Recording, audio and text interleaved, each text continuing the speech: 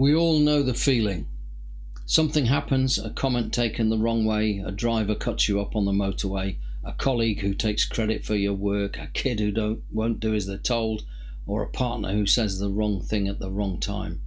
And the shift happens almost instantly. The red mist rises. The rest of the world shrinks down to this moment, right now, to this incident. And suddenly you feel certain that what you're about to do isn't only justified, it's necessary. Anger is the fastest of the emotions. It doesn't knock, it doesn't wait, it just arrives. And by the time you realise it's there, it's already taken over.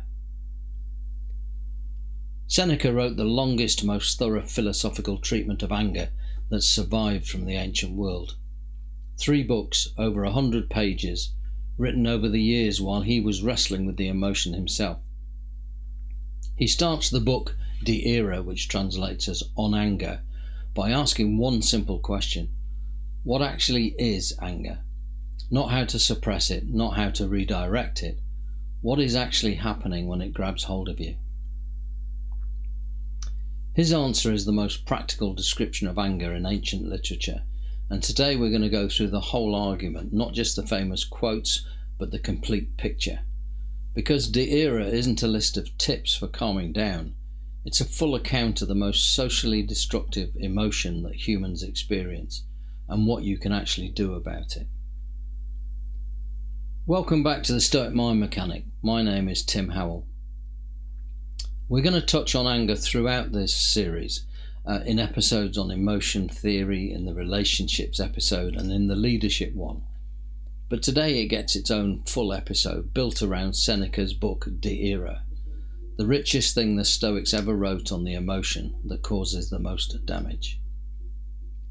Seneca opens the book by making an important distinction. Anger is not the same as the physical stuff that happens in your body when anger starts. The flushing, the shaking, or the racing heartbeat, or the tunnel vision. Those are automatic responses. That happen before anger proper kicks in. The Stoics call these propatheiai, pre-passions. Marcus Aurelius and Epictetus both mention them. No amount of philosophical practice will fully stop them. They're just what bodies do. Anger itself, the real destructive thing, it's something that comes after that. It's a mental event. Specifically, it's when you agree with a particular judgment that a wrong has been done to you, that the person who did it deserves to suffer for it, and that you are the right person to make them suffer. Seneca writes, anger is the desire to repay suffering with suffering. It's a decision, even if it feels automatic, to appoint yourself as the person who delivers punishment. And what makes it destructive an emotion rather than a reasonable response is the false belief underneath it, that what happened to you is a genuine evil that demands this specific reaction from you. 3 things. A wrong was done, the person who did it deserves to suffer, and I am the right one to make that happen. Pull on any of those 3 threads and the anger starts to unravel. The first one, was a wrong actually done? A lot of the time, the thing that felt like an attack wasn't intended that way. The comment that seemed cruel wasn't meant to be. The action that felt personal wasn't aimed at you. Seneca is blunt about this. Most of what we get angry about didn't happen the way we experienced it. The anger is a reaction to our interpretation, not to what actually occurred. The second, does the person deserve to suffer? The Stoic answer is no. Not because wrongdoing is fine, but because wrongdoing comes from ignorance, not from conscious malice. The person who wrongs you has a mistaken belief about what's good. The useful response is to correct that belief, not to punish it. If you want to make them suffer, you're just adding your own mistake to theirs. And the third is where Seneca gets most psychologically interesting. The conviction that it has to be me, right now, delivering the punishment. That feeling that I'm personally required to act as the agent of justice in this specific moment is a kind of self-inflation that the philosophical life is supposed to erode. Why is this my job? Seneca describes anger unfolding in 3 stages, and understanding the difference between them is probably the most practically useful thing in the book De Ira. Stage 1. The physical response. The flush, the tension, the narrowing of focus. This happens automatically. Someone who's been practicing Stoicism for decades will still have this response. The practice doesn't switch it off. Stage 2, the mental event. This is when you actually agree with the judgment. Yes, a wrong has been done. Yes, punishment is appropriate. This is the critical moment. The whole Stoic theory of emotion is built around what happens here. Do you assent to the event, or do you pause and examine it first? The gap between stage 1 and stage 2 is small, sometimes very small, but it is real.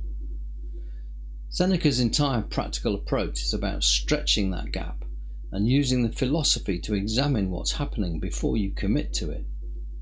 Stage 3, the action. You say the thing, you do the thing, the damage is done. Once you're here, it's much harder to stop. The intervention point is between stages 1 and 2. The physical response is involuntary, the agreement isn't. The practice, the pause, the breath, the deliberate step of naming what's happening rather than just becoming it, is aimed exactly at that gap. Viktor Frankl put it this way: between stimulus and response there's a space, and in that space lies your freedom to choose.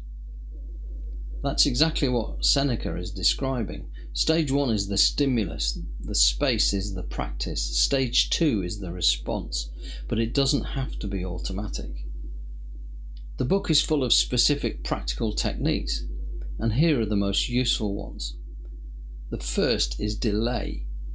Seneca writes, the greatest remedy for anger is delay, not suppression and not avoidance, just time. Deliberately putting space between the impression of wrongdoing and your response to it. Anger almost always shrinks with time. The insult that felt catastrophic in the moment feels merely annoying an hour later. The harm that seemed to demand immediate action looks more manageable in perspective. Delay isn't passivity. It's giving your examining mind time to actually work. The second is what Seneca calls seeing the other face. When you're angry at someone, they become their offence. That's all you can see. The deliberate practice of bringing back the rest of who they are, their situation, their history, their own confusion, the times they've acted differently, is a kind of mental reset that anger specifically blocks. You have to do it on purpose. The third is the perspective shift. Seneca suggests asking, will this matter in 5 years, in 10? The small humiliation that feels massive inside the anger tends to reveal itself as very small when you zoom out even slightly. The fourth is examining whether the wrong actually happened, not as a way of letting people off the hook, but as a genuine exercise in honesty. How sure am I that what I experienced is what actually occurred? How much of what I'm angry about is the event itself, and how much is my story about it?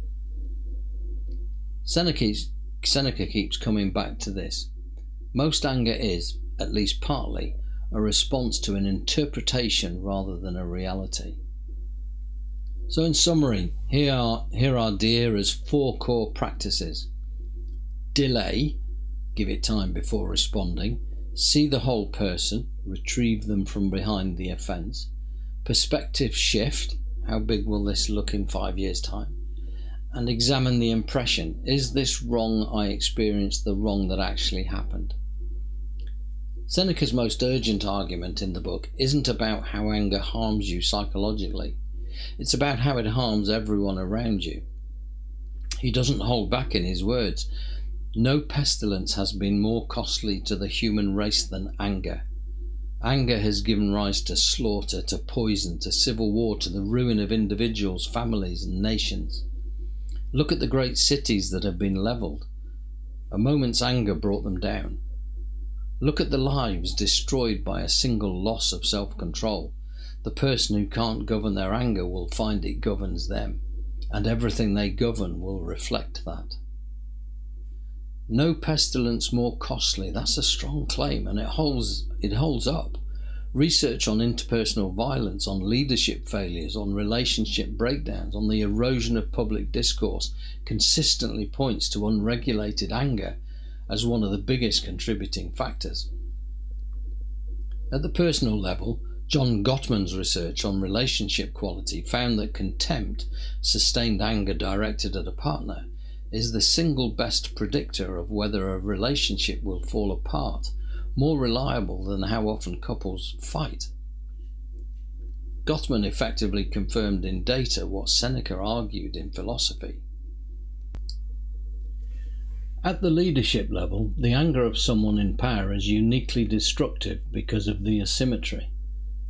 A powerful person's anger isn't just unpleasant, it's threatening, because they have the capacity to act on it in ways that have real consequences.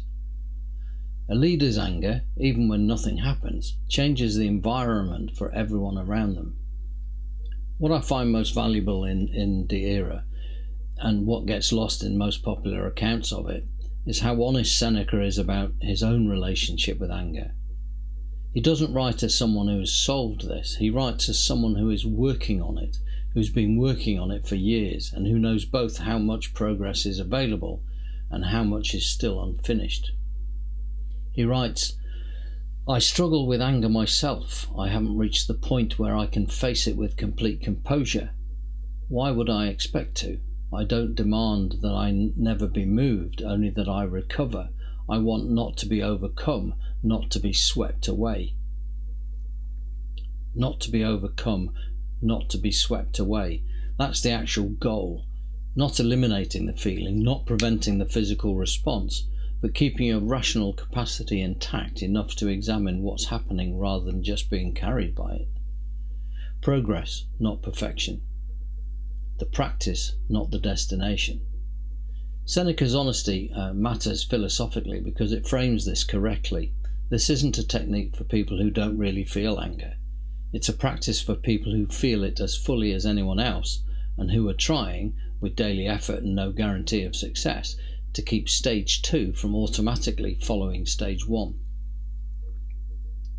The philosophy isn't a cure, it's a practice. De Ira is the most direct expression of that in the entire Stoic tradition, written by the person in that tradition most willing to be honest about the gap between the ideal and the daily reality.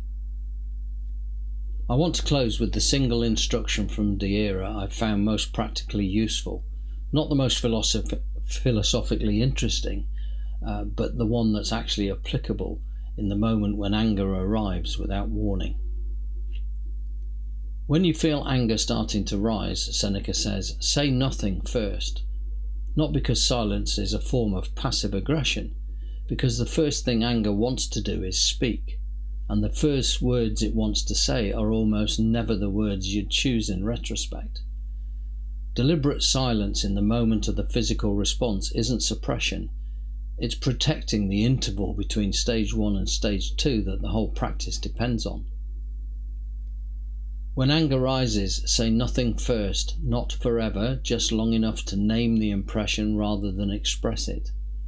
I'm having the impression that a wrong has been done, then, is this impression accurate? Was the wrong done the way I experienced it? And is the response building in me the response of someone who understands what actually happened, or just the anger's own version of events?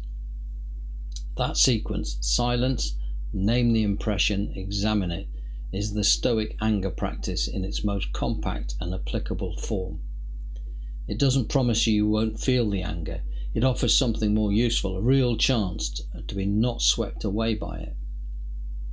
Your reflection, who or what reliably triggers your anger? Not the dramatic incidents, but the ordinary recurring ones, the specific person, the specific type of situation, the specific kind of slight that reliably starts the pattern. Name it specifically. And then, what's the false judgment at the root of that anger? The wrong done, the punishment deserved, yourself as the appropriate agent. Which of these three is the most mistaken? That question, answered honestly, is where the era practice actually begins. In the next episode, we'll step away from Seneca for now, although there's plenty more to discover, which we'll cover in other episodes. And we'll take a look at the second of three key Stoics from the Roman world. Epictetus, the crippled Stoic slave, who through the notes compiled by one of his students gave us the handbook of Stoicism called the Enchiridion, and from a different source, Discourses, which is not a direct study of Stoicism but more a record of his discussions with pupils on the practical application of Stoicism. If you found this episode useful, please like and subscribe. It all helps to support the channel and make future episodes. If you know someone who struggles with anger, maybe share this episode with them. Until then, keep calm, keep stoic, and I'll see you in the next one.